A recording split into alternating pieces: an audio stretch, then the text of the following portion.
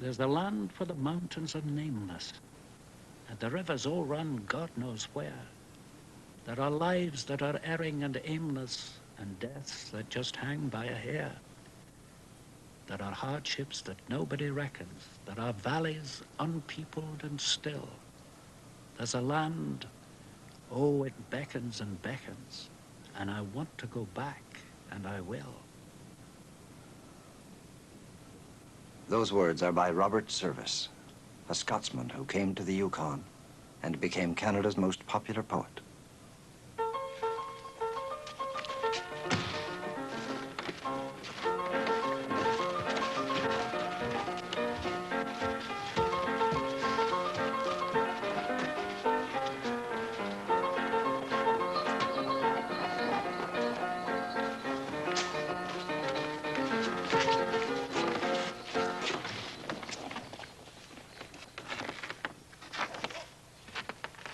You Service? Yes, I'm Service. Glad to meet you. I was kind of expecting someone bigger, meaner looking. Oh, name's Abe Murphy. I'm a reception committee of one. And I was told to warn you. About what? It's this reputation of yours that goes before you. Cuss words and bawdiness and booze. Now, myself, I can sympathize, but there are terrible pious folk in this town. They'll have no cussing around here. Matter of fact, I come to take you to a prayer meeting. Prayer meeting? No, I'm an agnostic. You better be quiet about that in Dawson City, boy. You'll have to borrow my prayer book and look holy.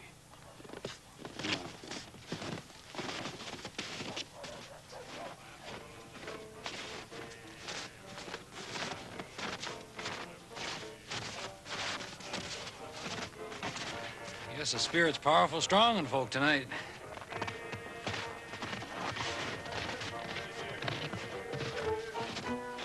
Hello, my baby. Hello, my darling. Hello, my ragtime girl. Send me a kiss, my wife. Underneath a fire. If you refuse me. Here he is, fellers. The Bard of Bodyville. Bob Service, the man who wrote all them raunchy poems.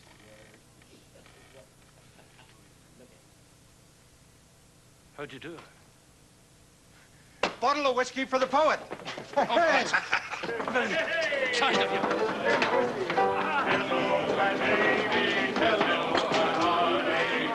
Hello, my ragtime girl.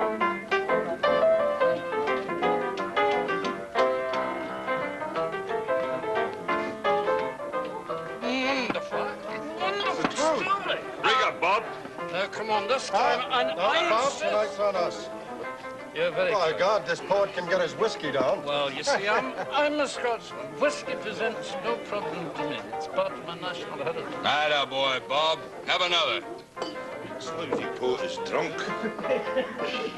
Sir, I must tell you something. I'm not a real poet. Lousy, maybe, because I haven't changed my shirt since White Horse. But I'm a banker, not a poet. My verses are rubbish. Rubbish, through and through.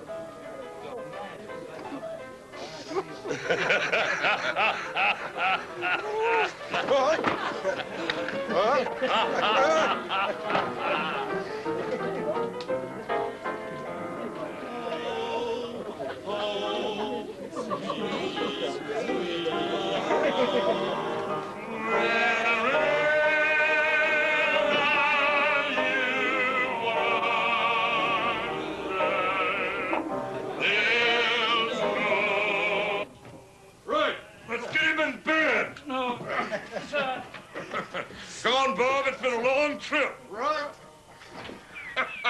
My pajamas. I must have my pajamas.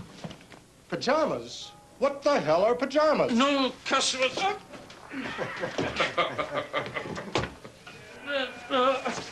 You're very informal, you Dawson gentlemen.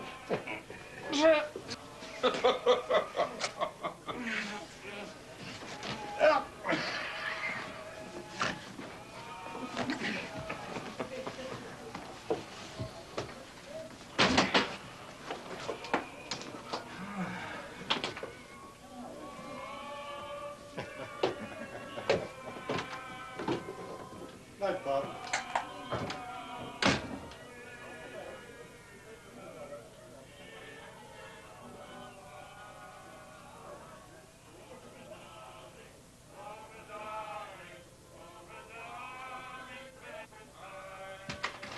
What's that? What's that?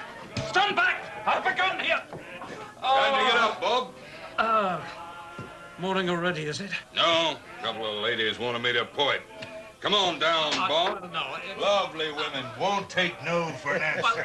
Well, look, if you insist, Frank, but just leave the room while I dress, will you? No, Bob. We promised them the pajamas. No. They want us there for the scene of pajamas. I can't be seen in public in my pajamas. No, please, Frank, come on, please, Frank.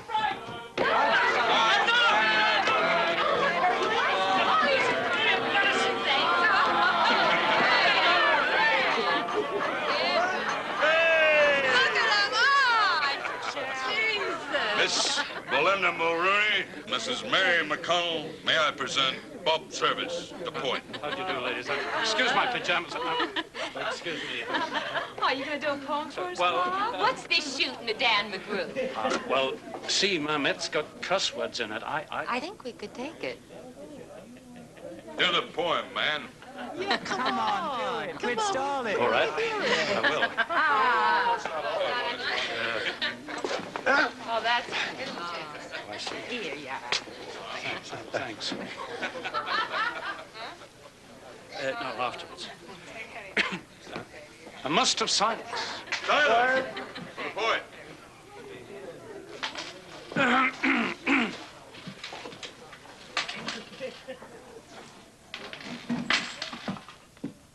The Shooting of Dan McGrew.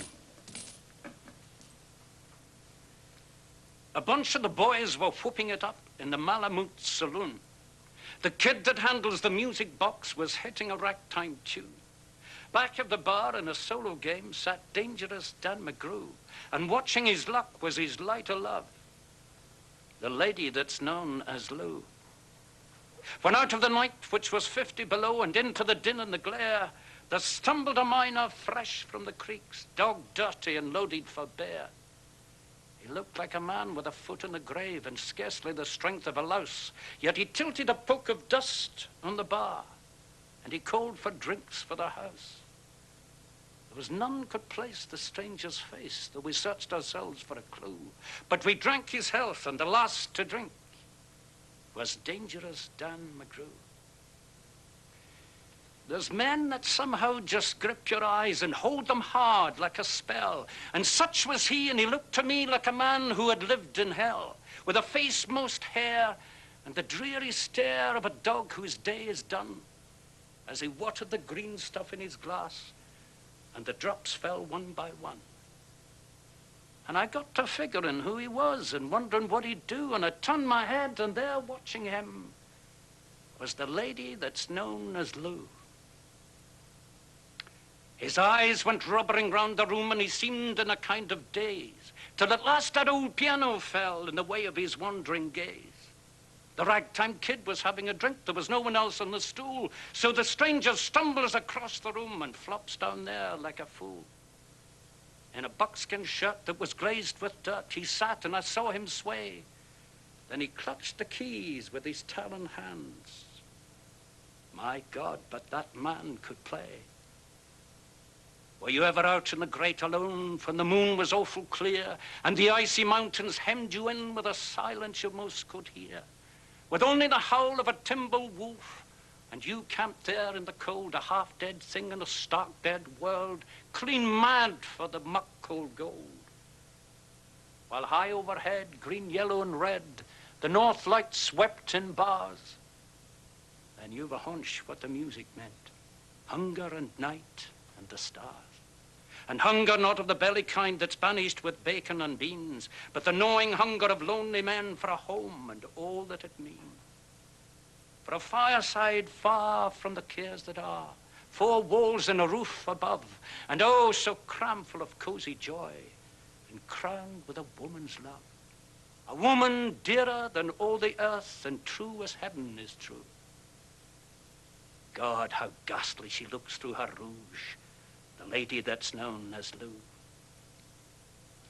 Then on a sudden the music changed, so soft that you scarce could hear, but you felt that your life had been looted clean of all that had once held dear, that someone had stolen the woman you loved, that her love was a devil's lie, that your guts were gone and the best for you was to crawl away and die. It was the crowning cry of a heart's despair, and it thrilled you through and through. I guess I'll make it a spread misere, said dangerous Dan McGrew. The music almost died away. Then it burst like a pent-up flood, and it seemed to say, repay, repay. And my eyes were blind with blood. The thought came back of an ancient wrong, and it stung like a frozen lash, and the lust awoke to kill, to kill. Then the music stopped with a crash. And the stranger turned, and his eyes, they burned in a most peculiar way. In a buckskin shirt that was glazed with dirt, he sat, and I saw him sway. Then his lips went in a kind of grin, and he spoke, and his voice was calm. And boys, says he, you don't know me, and none of you care a damn. But I want to state, and my words are straight, and I'll bet my poke they're true, that one of you is a hound of hell, and that one is Dan McGrew. And I ducked my head, and the lights went out, and 2 guns blazed in the dark, and a woman screamed, and the lights went up, and 2 men lay stiff and stark. Pitched on his head and pumped full of lead was dangerous Dan McGrew, while the man from the creeks lay clutched to the breast of the lady that's known as Lou. These are the simple facts of the case, and I guess I ought to know. Some say the stranger was crazed with hooch, and I'm not denying it so. I'm not so wise as the lawyer guys, but strictly between us two, the woman that kissed him and pinched his poke was the lady that's known as Lou.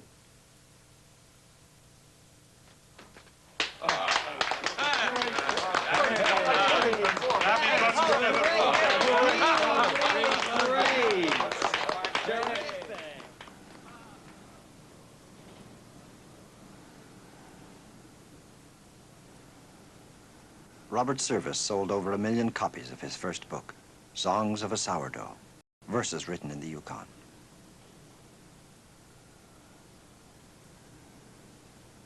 On the edge of the Arctic Circle in the northwest of Canada lay thousands of square miles of wild mountainous country, unpeopled save for a small number of Indians, some hunters, and scattered along the Yukon River a few hundred prospectors looking for gold.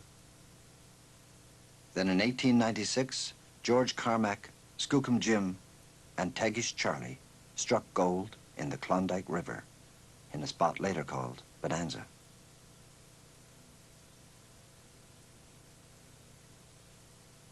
It was such a rich streak that panning, sifting the silt of the riverbed, revealed large quantities of gold.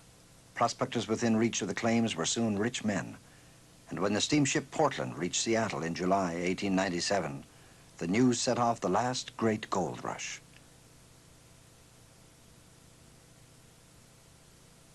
Every boat leaving Seattle was filled with prospectors and adventurers.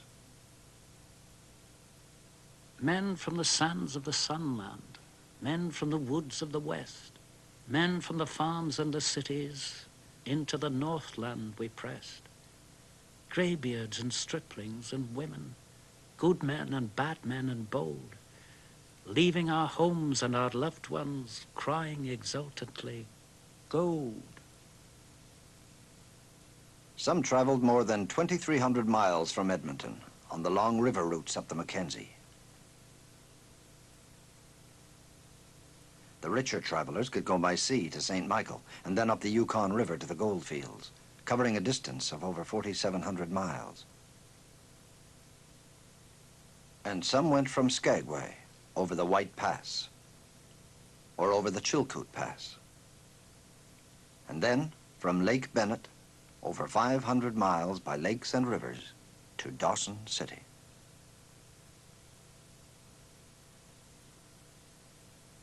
We landed in windswept Skagway, We joined the weltering mass, clambering over their outfits, waiting to climb the pass. We flung ourselves in the struggle, packing our grub in relays, step by step to the summit in the bale of the winter days. Klondike or bust, rang the slogan. Every man for his own. Oh, how we flogged the horses, staggering skin and bone. Oh, how we cursed their weakness, anguish they could not tell, breaking their hearts in our passion, lashing them on till they fell.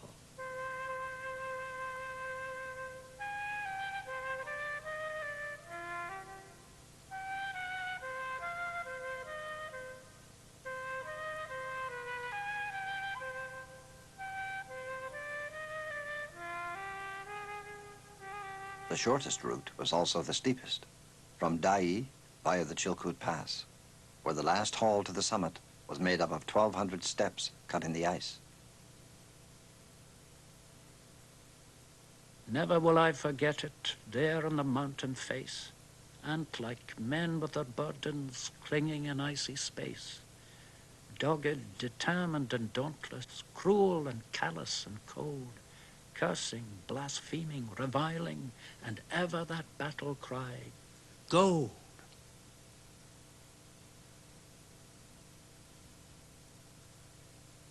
However the prospectors traveled, the journey overland took months. Along the trail there were rest stops, where many men and women made a fortune miles from the gold fields by providing food, hotels, and other services.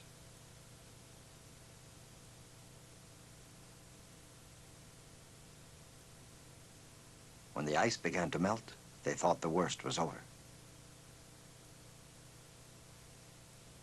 There at our feet lay Lake Bennett, and down to its welcome we ran. The trail of the land was over, the trail of the water began. We built our boats and we launched them. Never has been such a fleet, a packing case for a bottom, a mackinaw for a sheet. Shapeless, grotesque, lopsided, flimsy, makeshift and crude, each man after his fashion builded as best he could. The day in May 1898, when the ice began to break up, 7,000 boats left Lake Bennett.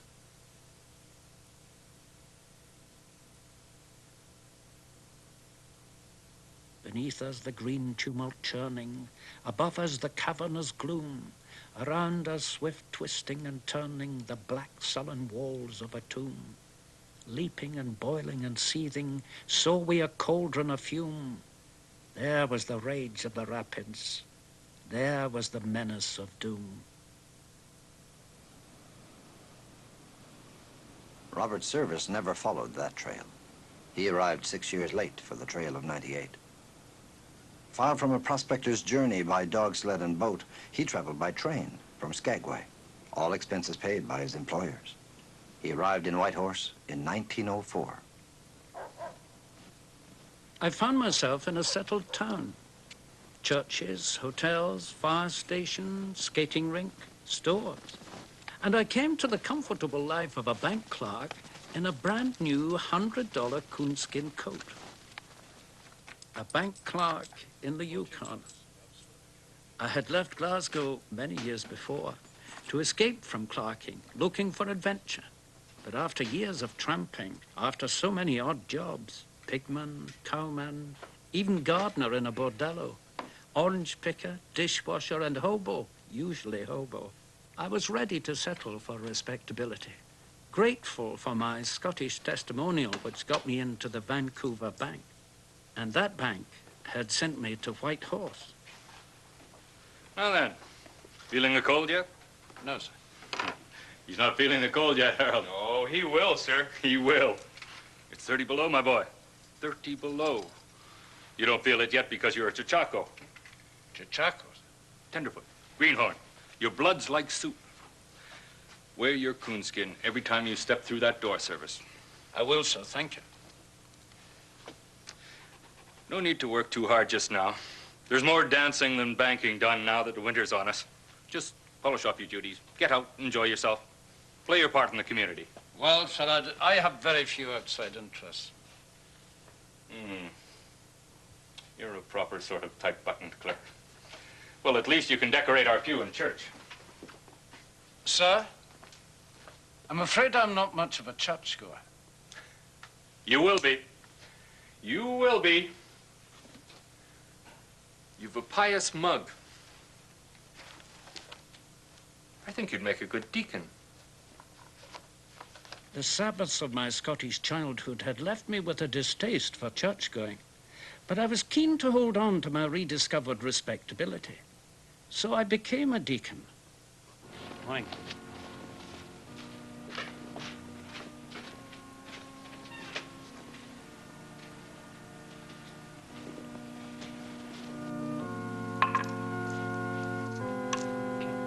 I, a lifelong agnostic, passing the plate in church and admonishing the tightwads to come through. Morning, Mr. Service. Good morning. Fine sermon, didn't you think? Certainly was. I joined the community. I was polite and I was pleasant, but I was not actually popular. No, I have never been popular.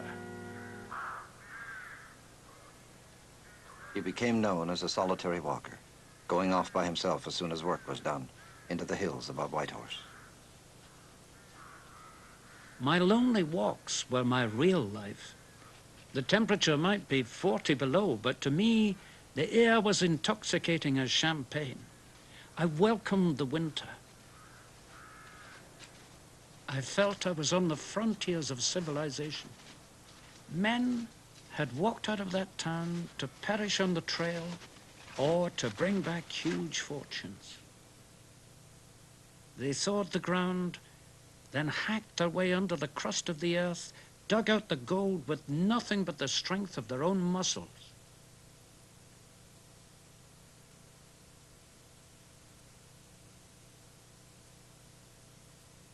Big men. Legendary men.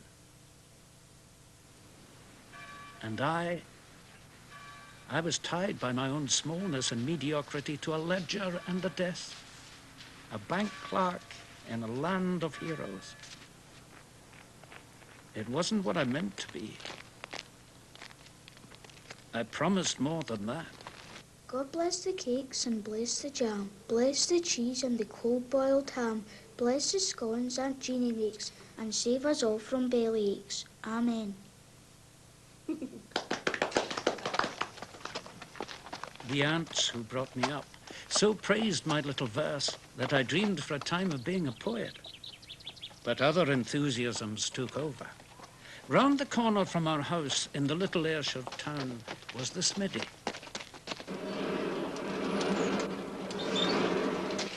I would watch for hours as my hero Jimmy banged out horseshoes.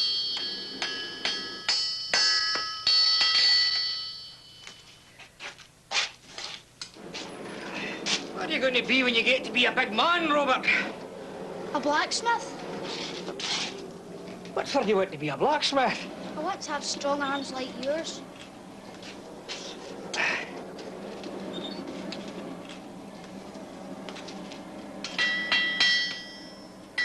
But I never made any effort to follow his trade. Perhaps it would have been better if I'd learned to do at least one thing well. But Robert was a small man and not very strong. He never gave up trying.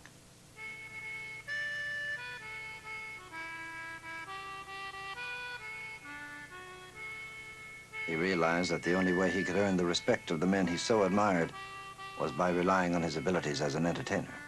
Come, my love, come, my boat lies low, she lies high and dry on the Ohio.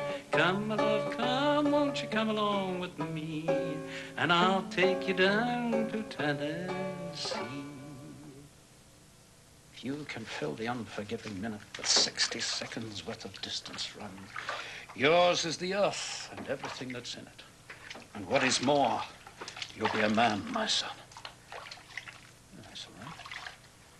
Even a modest entertainer was something of a hero if he brought in fresh songs and recitations during the long winter. and service was soon in demand at White Horse parties and socials. But there is neither east nor west, border nor breed nor birth, when two strong men stand face to face, though they come from the ends of the earth. Eventually, my little repertoire was staled by repetition. I was asked to take part in the annual church concert. It had to be something different. What was I to do?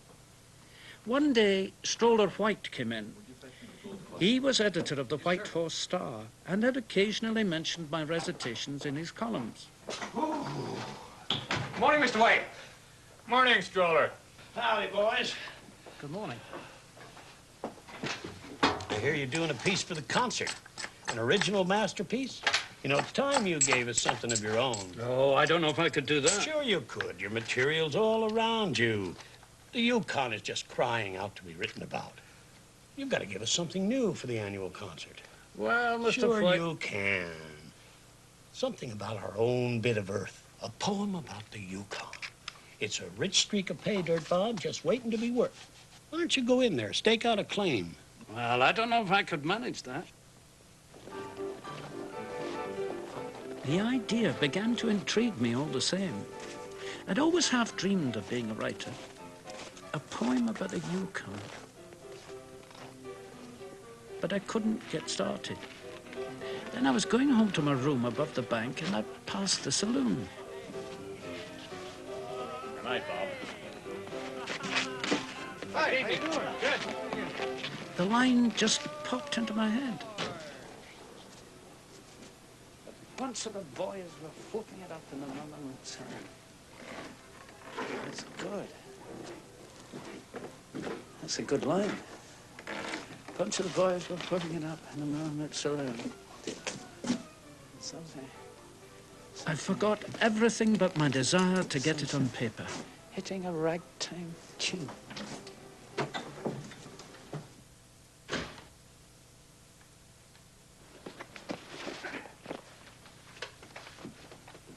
Who's there?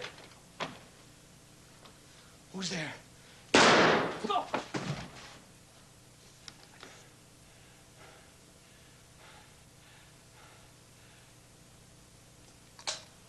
Service. I could have killed you.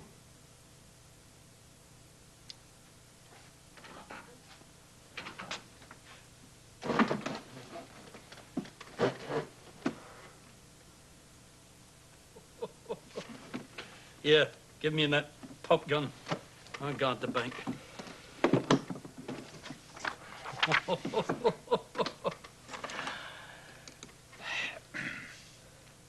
Then I ducked my head and the lights went out and two guns blazed in the dark.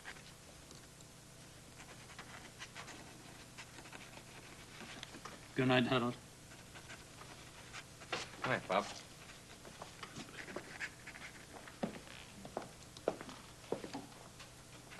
I was amazed how easily it came to me. It was as if someone was whispering in my ear. I wrote stanza after stanza, and the story just seemed to evolve itself.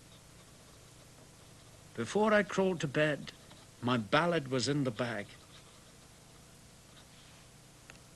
And a woman screamed, and the lights went up, and two men lay stiff and stark. Service? Pitched in his head and pumped full of lead was dangerous Dan McGrew. Service! Sir? Good morning. Who's the lady, Bob? Lady? Well, when a fella sits up half the night writing letters, there's got to be a lady somewhere. Oh, no. Romance is your province. No, I was just writing a verse or two. Oh, something new for the church social. Yeah, it was. But you know, it's too real for the church. I couldn't recite it. It makes company. Why not? Too many cuss words. So, take them out. Oh, no. No, I couldn't do that. He never did recite it at the church social. But Stroller White had set him off. It was as if a dam had burst. Poems poured out of him. Words and rhymes came to me without any effort. In the months that followed, I wrote something every day. I wrote of human nature, of the life of a mining town, of the rough miners and the dance-hall girls. I hailed me a woman from the street, shameless but oh so fair. I bade her sit in the model's seat, and I painted her sitting there. I hid all trace of her heart unclean. I painted a babe at her breast. I painted her as she might have been if the worst had been the best. She laughed at my picture and went away. Then came with a knowing nod a connoisseur, and I heard him say, "'Tis Mary, the Mother of God." So I painted a halo round her hair, and I sold her and took my fee, and she hangs in the church of Saint Hilaire, where you and all may see. Money was just like dirt there, easy to get and to spend. I was all caked in on a dance-hall jade, but she shook me in the end. It put me queer, and for near a year I never drew sober breath, till I found myself in the Bughouse ward, with a claim staked out on death. Vice seemed to me a more vital subject for poetry than virtue, more colorful, more dramatic.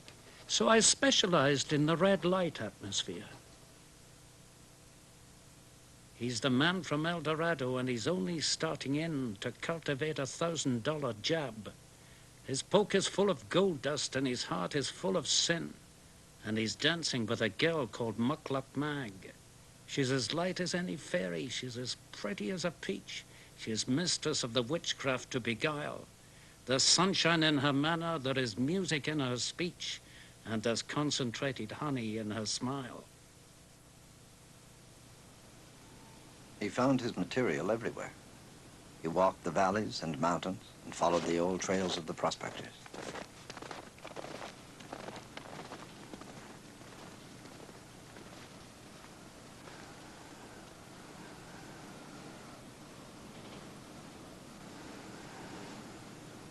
Sometimes he found himself in dangerous, even weird situations. On one of his walks, he lost the trail and began to believe it was all over for him. But he came across an isolated cabin where he passed out, much to the surprise of the returning solitary occupant. Come on, get up, get up. You darn little shrimp. I want to talk to you. Now, you know what they call me, don't you? But you never let on. No, I don't know. Ain't true. I never had Bob. Well, he was the best pal I ever had. You think I had him, don't you? By God, I'll blow your guts through your hide. Look, I don't know anything about it. Nobody knows. Nobody knows. Nobody knows what it was like. We was lost 4 months in the barren lands, but I never killed him. We'd have died for each other, Bob and me. And he died natural. And just before he died, he whispered to me, he says, "Joe," he said, "if my dead corpse is any use to you, why, you just go ahead and use it," he said. And them was his last words. And I did use him. But not like you think. I just fed him to the dogs. And then I ate the dogs. Cannibal Joe's story was one he never dared tell in his poems.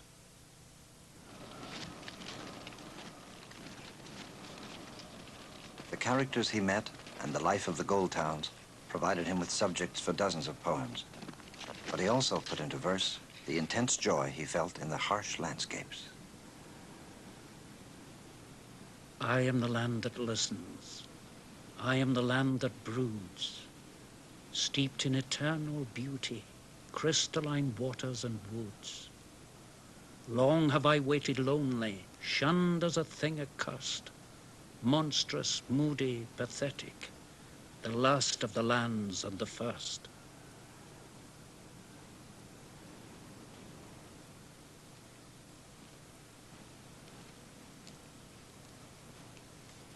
The extreme hardships of the Northland brought out tales of heroism and survival, which were often exaggerated and embellished in the frequent retelling. Service collected them wherever he could. And perhaps he enjoyed none more than the peculiar tale which became one of his most popular ballads. Hey! I know you. You're the bank. You're the fellow that writes them there stories and poems. Well, a double. Just amateur stuff. I know a story. I know a story Jack London never got. You want to hear it? Well, yes, I would be interested. You ever hear of Sam McGee? Sam McGee? Yeah, that's him. You know him? On the shores of Lake Labarge. Lake Labarge. You always repeat what people say? No, see, it's just like the sound of the woods.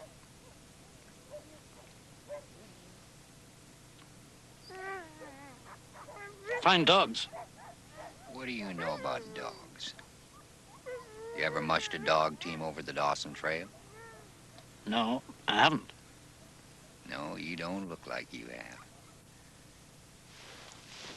Well, you see now, this is one Christmas day. We were mushing our way over the Dawson Trail. Damn, it was cold. I mean, it was so cold.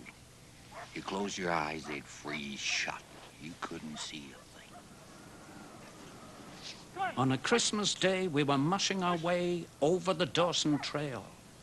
Talk of your cold. Through the parka's fold, it stabbed like a driven nail. If our eyes we'd closed, then the lashes froze, till sometimes we couldn't see. It wasn't much fun, but the only one to whimper was Sam McGee. And that very night, as we lay packed tight in our robes beneath the snow, and the dogs were fed, and the stars o'erhead were dancing heel and toe, he turned to me and, Cap, says he, I'll cash in this trip, I guess. And if I do, I'm asking that you won't refuse my last request.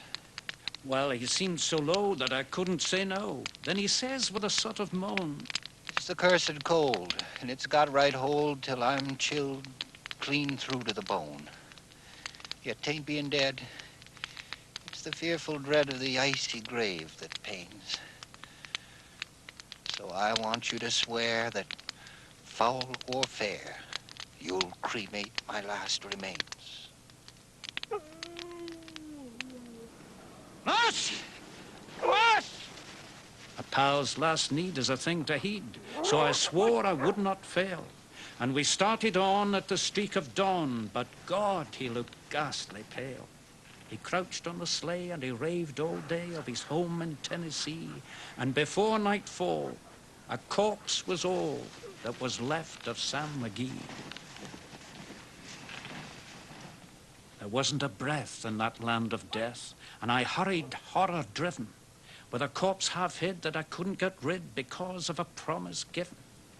It was lashed to the sleigh, and it seemed to say, you may tax your brawn and brains, but you promised true, and it's up to you to cremate those last remains. Now, a promise made is a debt unpaid, and the trail has its own stern code. In the days to come, though my lips were dumb, in my heart how I cussed that load. Mush up! Mush up there! Till I came to the marge of Lake Labarge, and a derelict there lay. It was jammed in the ice, but I saw in a trice it was called the Alice May. Oh, whoa! And I looked at it, and I thought a bit, and I looked at my frozen chum. Then here, said I, with a sudden cry, is my crematorium. Some planks I tore from the cabin floor, and I lit the boiler fire. Some coal I found that was lying around, and I heaped the fuel higher. The flames just soared, and the furnace roared, such a blaze you seldom see. And I burrowed a hole in the glowing coal, and I stuffed in Sam McGee. I do not know how long in the snow I wrestled with grisly fear, but the stars came out and they danced about ere again I ventured near. I was sick with dread, but I bravely said, I'll just take a peep inside. I guess he's cooked and it's time I looked. Then the door I opened wide, and there sat Sam, looking cool and calm in the heart of the furnace roar. And he wore a smile you could see a mile, and he said, Please close that door. It's fine in here, but I greatly fear you'll let in the cold and storm. Since I left Plumtree down in Tennessee, it's the first time I've been warm.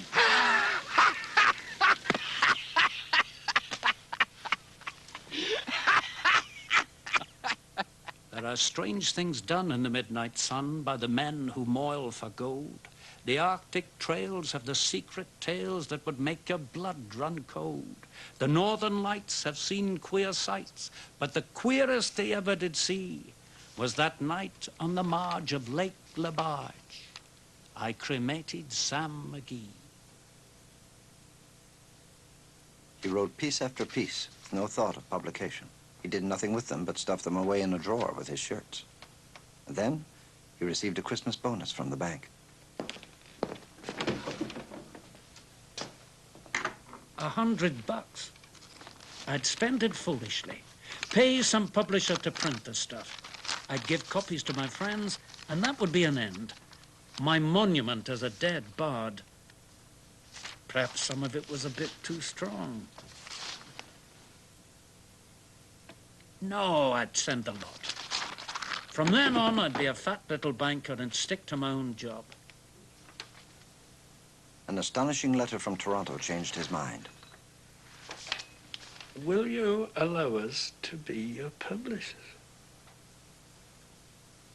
One of the travelers had come into the office, read the poems, and become enthusiastic. He had taken them out with him, and he had sold 1,700 copies from the galley proofs alone. Robert Service called his book Songs of a Sourdough, which was the word for a Yukon old-timer. Mr. Robert Service? Bob? By next summer, when the tourists arrived, I'd become something of a local celebrity. My book was on sale in the town shops, and people were even coming into the bank to ask for my autograph. The residents began to look at me with more consideration. It was said I was making money, hundreds of dollars out of it. And if a man made money, he must be smart. It was all rather exhilarating.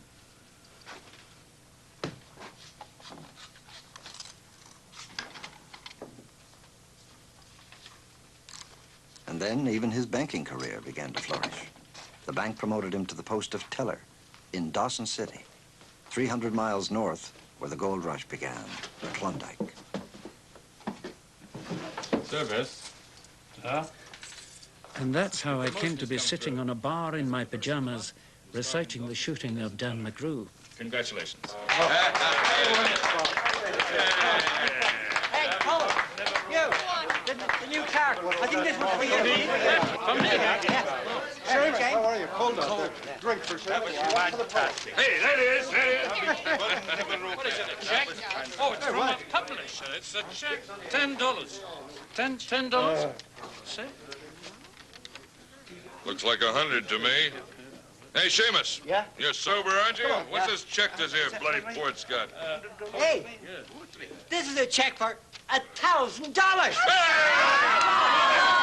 a man just made 1,000. Port's gonna be famous. This calls for a bottle of hooch. 2 bottles, hey. 3 bottles! 3 bottles! This is gonna cost you $10, fella. The drinks are on me! From that moment, I never worried about money. Dan McGrew and Sam McGee had bought me my freedom from the bank.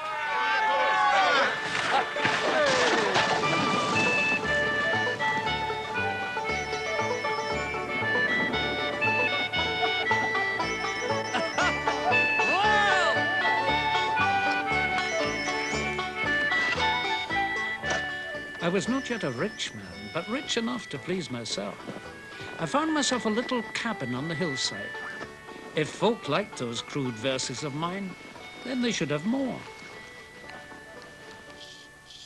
You've heard of Montreal Marie, that rose of scented sin. But are you hep to Doc MacKay, whose lubricant was gin? Ice on the stovepipe, ice on the bed. Ice gleaming over all. I tried to avoid any literary quality. Verse, not poetry, was what I was after. Something the schoolboy would spout and the fellow in the pub would quote.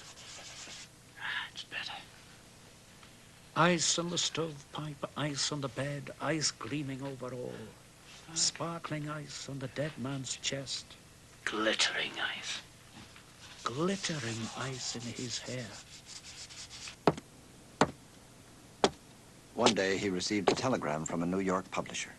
Would be interested in Yukon novel. Will pay 10% royalty. He wired back. Will write novel, but want 15%.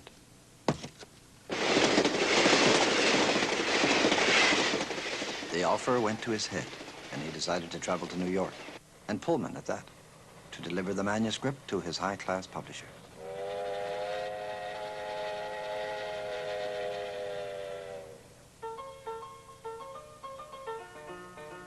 My publishers expected me to come cracking down Fifth Avenue on a dog sled. Naturally, I was a disappointment. I felt their dissatisfaction reflected in myself, and it was no better with the literary crowd. The poets looked down their noses at me. So I spent most of my time roaming the streets of New York.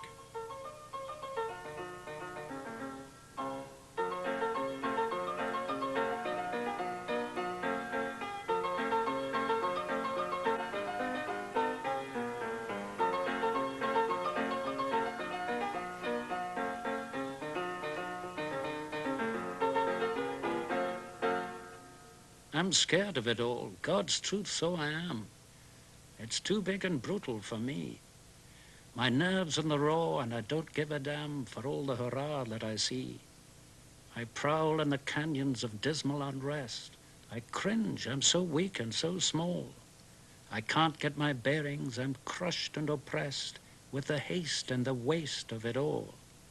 The slaves and the madmen, the lust and the sweat, the fear in the faces I see, the getting, the spending, the fever, the fret. It's too bleeding cruel for me. I'm pinned between subway and overhead train, where automobiles swoop down. Oh, I want to go back to the timber again. I'm scared of the terrible town. I'm trapped like a fox and I fear for my pelt. I cower in the crash and the glare. Oh, I want to be back in the avalanche belt, for I know that it's safer up there. I've got to get back to my 1,000-mile beat, the trail where the cougar and silvertip meet, the snows and the campfire with wolves at my feet. Goodbye, for it's safer up there.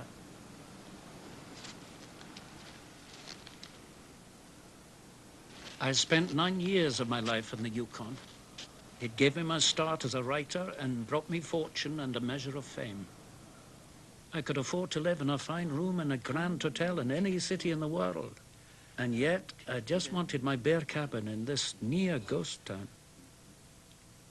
Maybe I should have remained there and devoted my life to singing and writing of it.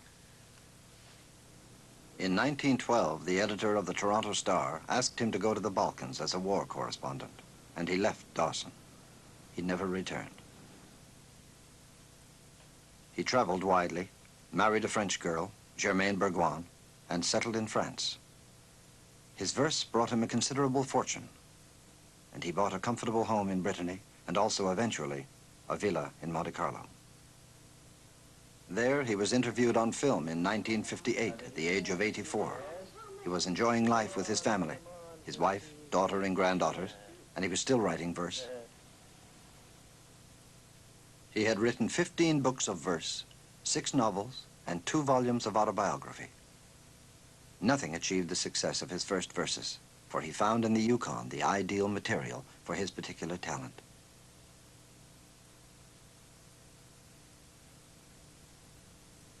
What did he really think of his earlier work, of that great favorite, The Shooting of Dan McGrew? It's not exactly what I would call tripe, but there's no real poetry in it, to my mind. You know, of course, I don't write poetry anyway, so there's no use me talking like that. What do you call your work? Verse? Verse. You've never yes. called it poetry. Newspaper verse, if you like, because I think I've written much better stuff. But here you are, living in... Here I am, living in Monte Carlo. I'm crucified on the cross of Dan McGrew. There you are. A realistic critic of his work he might be, but his enjoyment in writing verse never diminished. He even enjoyed providing his own epitaph. It's true, my tummy is concave. My hair no more is wavy. But if I've one foot in the grave, the other's in the gravy. 4 months later, he died.